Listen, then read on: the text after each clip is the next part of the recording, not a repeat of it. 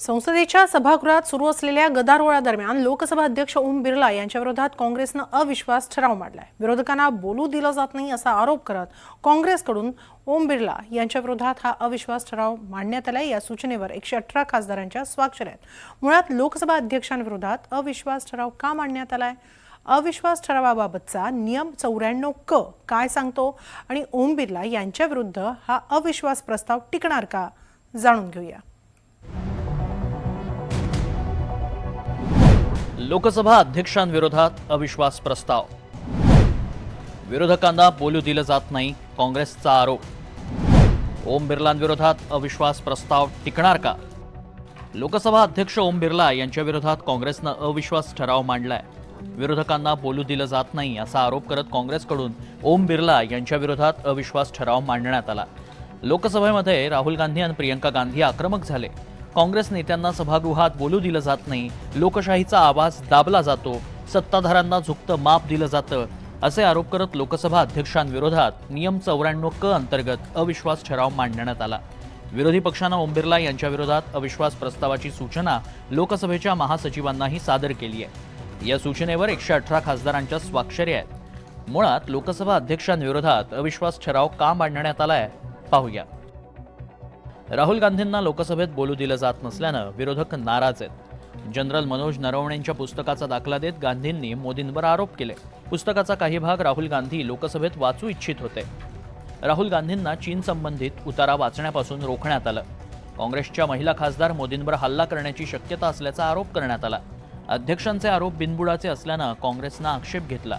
त्यामुळे खुद्द लोकसभा अध्यक्ष बिर्लांनी मोदींना सभागृहात येण्यापासून रोखलं। काँग्रेस महिला खासदारांवर गंभीर आरोप केल्यामुळे विरोधक चांगलेच आक्रमक झाले। काँग्रेस आणि माकपच्या 8 खासदारांचं लोकसभा अध्यक्ष बिर्लांकडून निलंबन झालं। पंडित जवाहरलाल नेहरूंविरोधात आक्षेपार्ह वक्तव्य करूनही भाजप खासदार निशिकांत दुबेंवर कारवाई न केल्याचा विरोधकांनी आरोप केलाय। दरम्यान राहुल गांधी यांनी अविश्वास प्रस्तावावर स्वाक्षरी केलेली नाही। संसदीय लोकशाहीची प्रतिष्ठा पाहता विरोधी पक्षनेत्यानं सभापतींविरुद्ध अविश्वास प्रस्तावाच्या सूचनेवर स्वाक्षरी करणं अयोग्य असल्याचं काँग्रेसमधील सूत्रांचं म्हणणं आहे। विरोधी पक्षांनी ओम बिर्ला यांच्या विरुद्ध अविश्वास प्रस्तावाची नोटीस बजावली आहे। मात्र अविश्वास ठराव मांडण्यासाठी काही अटी असतात। लोकसभा अध्यक्षांना पदावरून काढून टाकण्यासाठी 14 दिवसांची नोटीस द्यावी लागते। 14 दिवसानंतर अविश्वास ठराव आणला जाईल। ठरावात नोटिशीसाठी 50 खासदारांची स्वाक्षरी गरजेची आहे। नोटीस ठरावावर सध्या तरी 118 खासदारांच्या स्वाक्षऱ्या आहेत। त्यामुळे सध्या बहुमतानं ठराव मंजूर होऊ शकतो। ओम बिर्ला ठराव मंजूर प्रक्रियेत भाग घेऊ शकत नाहीत। या वादावर आता सत्ताधारी आणि विरोधकांनीही प्रतिक्रिया दिल्या आहेत, पाहूया। लोकसभेत देशाच्या राष्ट्रीय सुरक्षेच्या मुद्द्यावर या देशाचे विरोधी पक्षनेते राहुल गांधी काही भूमिका मांडत असतील, त्यांना रोखणं, त्यांना बोलू न देणं हा एक प्रकारचा देशद्रोह आहे। ओम बिर्ला यांच्या विरोधामध्ये अविश्वासाचा ठराव विरोधी पक्षाने आज त्या संदर्भातली नोटीस देण्यात येईल।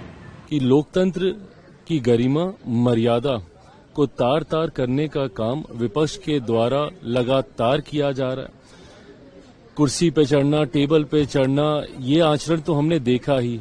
अब लोकसभा स्पीकर पे जिस तरीके से अविश्वास प्रस्ताव लाने की बात कही जा रही है, जिसको लेकर विपक्ष शायद इसको जल्द लाने की सोच रखता है, ऐसे में पुनः चिंता इस बात की भी होती है कि ये वही लोकसभा के स्पीकर हैं जो कि निरंतरता में पिछले उसमें भी थे, पार्लियामेंट के टेन्योर में थे, और इस बार भी उन्हीं को ही पुनः ये जिम्मेदारी दी गई है। ओम बिर्ला यांच्या विरुद्ध अविश्वास प्रस्ताव टिकण्याची शक्यता तशी धूसरच आहे, कारण काँग्रेससह देशातील विरोधी पक्षांच्या खासदारांची संख्या 220 इतकी आहे। मात्र त्यांच्या विरोधात मत देणाऱ्या एनडीएच्या खासदारांची संख्या ही अधिक आहे। एनडीएकडे स्पष्ट बहुमत असल्यानं लोकसभा अध्यक्ष ओम बिर्ला यांच्या विरोधात अविश्वास प्रस्ताव टिकण्याची शक्यता नाही। मात्र विरोधकांच्या आक्रमक पवित्र्यानं संसदेतील वातावरण सध्या चांगलंच तापलंय। आगामी काळात याचे कसे पडसाद उमटणार हेच पाहायचं। Bureau report, NDTV Marathi.